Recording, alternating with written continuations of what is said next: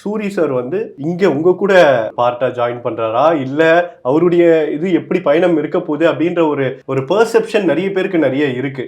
அதுதான் கடைசியில் தொங்க விட்டுருப்பாருல, கடைசியில் தொங்க விட்டுருப்பாருன்றப்ப வந்து he wants the audience to decide whether he joins இல்லைன்னா அவர் வந்து எனக்கு எதுவுமே வேணாம் நான் பாட்டிங்க வாழ்க்கையை பார்த்துட்டு நான் எங்கேயாவது மூட்டை தூக்கி பொழைச்சுக்கிறேன் அப்படின்ற மாதிரி போறாரா. So it's an open ending தானே. ஏன்னா ஆடியன்ஸோட எல்லா ஃப்ரஸ்ட்ரேஷனுமே ஏன்னா அவர் வந்து சொசைட்டில இருக்கிற வேரியஸ் டைப்ஸ் ஆஃப் பீப்புள் அந்த 5 விதமான போலீஸ்ல அவ்வளோ அழகா காமிச்சிருப்பாரு.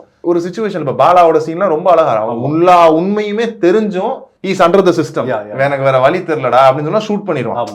சூரியன் என்ன ஷூட் பண்ண மாட்டாரு.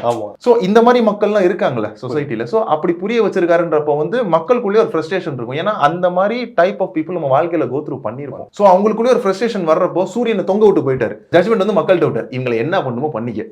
சூரியன் என்ன ஆறாருன்றது வந்து it's separate journey, you imagine அப்படின்ற மாதிரி. அவர் மக்கள் படல சேர்ந்துட்டா குட் ஃபைன், அவர் தனியா வந்து வேற எங்கேயாவது போயிட்டா குட் ஃபைன். ஏன்னா அவர் நரேஷன்லேயே சொல்லியிருப்பார்ல, இதான் நாங்கள் அனுப்புற கடைசி மணி ஆர்டர், இதுக்கப்புறம் நான் வந்து உங்களுக்கு ரொம்ப ரிப்ளை பண்ணலைன்னா ஏதாவது ஒரு நல்ல காசுக்கு ஃபைட் பண்ணி செத்துட்டேனே வச்சுக்கோங்க அப்படின்ற மாதிரி.